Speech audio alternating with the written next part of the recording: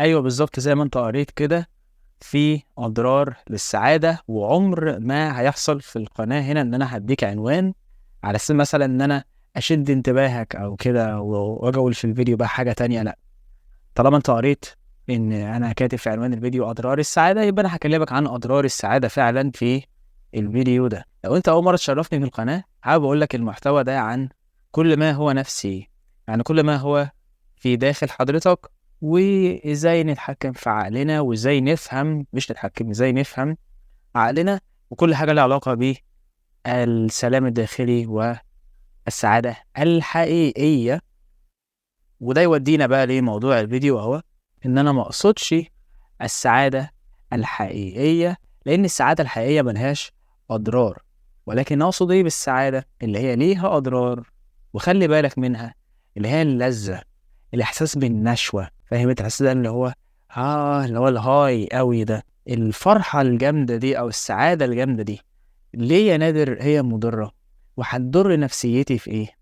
اعرف حضرتك ان عقلك، يعني من الآخر كده، آه بيحب جدا يكون في مستوى معتدل هو ماشي عليه. المستوى المعتدل ده ممكن يكون مثلا بالنسبة لواحد هو كآبة جدا بالنسبة لمستوى واحد تاني. يعني واحد تاني العادي بتاعه العادي بتاعه هو سعادة جامدة جدا بالنسبة لواحد تاني عايش في بؤس أو عايش في كآبة. فاللي بيحصل إن لو أنت ما تكون أنت حالتك النفسية مثلا معتدلة، عادي، حاسس انك تمام بس مش فرحان قوي ولا زعلان من حاجه، حاسس انك تمام، يعني حاله متوسطه. لما يحصل بقى حاجه تخليك انا فرحان قوي، اعرف ان لما يحصل حاجه معاكسه في الاتجاه المعاكس، هتبقى فيه ايه بقى؟ مش لفوق، لا، وو، لتحت. هتحس بقلق بنفس الدرجه، هتحس بخوف بنفس الدرجه. فملخصا يعني كده عايز اقول لك، لو انت بتفرح جامد فانت لازم تعاني جامد. لو انت معتمد على الاشياء الخارجيه، اول حاجه فانت عمرك ما هتدوق السعاده الحقيقيه فعلا، اللي هي بتكون مش معتمده على اشياء خارجيه. هتفضل تطارد الهايز او الاحساس العالي من الانتعاش ده، يعني كانك من الاخر مدمن. وساعه ما يحصل مثلا موقف بالنسبه لعقلك الموقف ده سيء او مضر، هتلاقي نفسك بتتألم قوي، زي ما انت لما يحصل لك حاجه حلوه بتفرح قوي. ما اعتقدش ان انت حابب انك تتألم قوي او تخاف قوي. فاللي انا عايز اوصله لك ان احنا لازم نبعد عن السعاده، او مش نبعد، يعني تخلي بالك منها. يعني بقى، يعني لما تكون انت فرحان قوي فاعرف ان دي حاجه مش عايز اطول فيها، خلص. اعرف انها مش هتدوم. مجرد معرفتك ان الفرحه الكبيره دي بسبب الحاجه الخارجيه اللي حصلت دي مش هتدوم وكده كده هتعدي، فده هيهديك وهيخليك تستمتع بيها في الوقت اللي هي شغاله فيه. بعد كده خلاص، لكن ما تبقاش مستنيها، اللي هي اللحظه اللي انا عايز اكون سعيد كده، عايز اكون منتشي، او عايز اكون حاسس بسعاده جامده جدا، لان كده في دوبامين جواك عقلك بيطلعه. والدوبامين زي ما قلت لك قبل كده هيخليك مدمن. ده معناه انك هتضطر تعمل حاجات انت ما كنتش تتخيل انك تعملها، بس لمجرد انك توصل للاحساس ده. هتزعل الناس عمرك ما كنت تتخيل انك تزعلهم، بس لمجرد انك توصل للاحساس ده. ما هو خلي بالك، انت لو بتجري ورا الاحساس ده، عقلك هيشوف ان انا عايز ده، انا عايز ده، هو ده الطبيعي بتاعي. فاكر الاحساس العالي جدا ده من الفرحه، انا فرحان قوي، انا عايز ده يبقى الطبيعي بتاعي؟ طبعا مستحيل. بس انت هتفضل تجري ورا ده. فاي حاجه غير ان انا فرحان قوي بالنسبه لعقلك هيبقى حزن وملل وزهق وخنقه.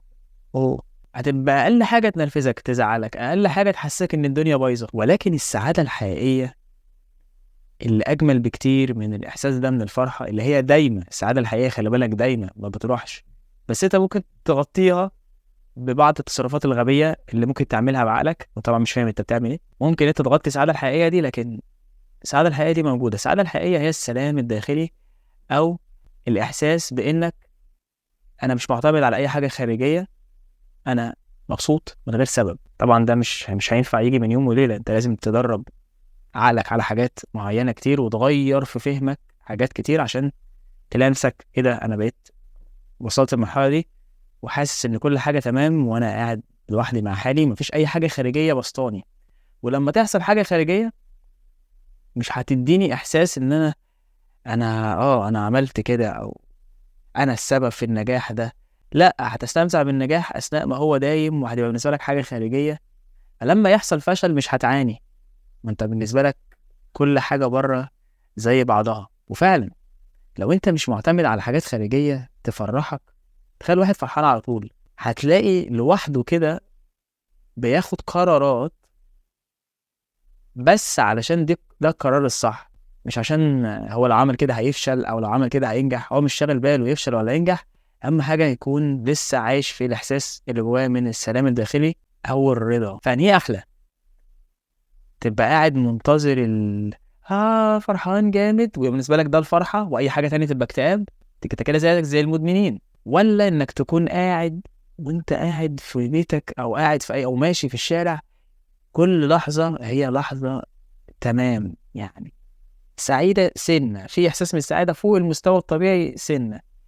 ده ميزته عدم الاعتماد. انا بدرب عقلي على ان انت ما ينفعش، انا بكلم عقلي، ما ينفعش تخلي الموقف الخارجي يحدد انا احس بايه. ما تعملش كده، احنا مش عايزين نعمل كده، فعادي.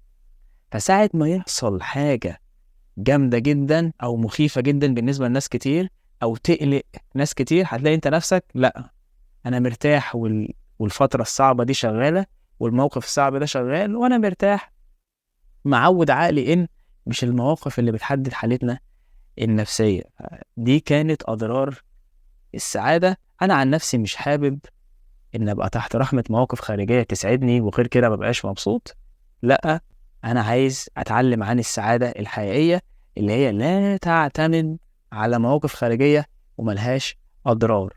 وإنت كمان صح؟ إنت كمان عايز تتعلم عن السعادة الحقيقية اللي ملهاش أضرار ودايما على طول. فبالتالي استناني هناك، خلص كوباية اليانسون دي وهجيلك. اشوفك على خير، استناني هناك بسرعة. سلام.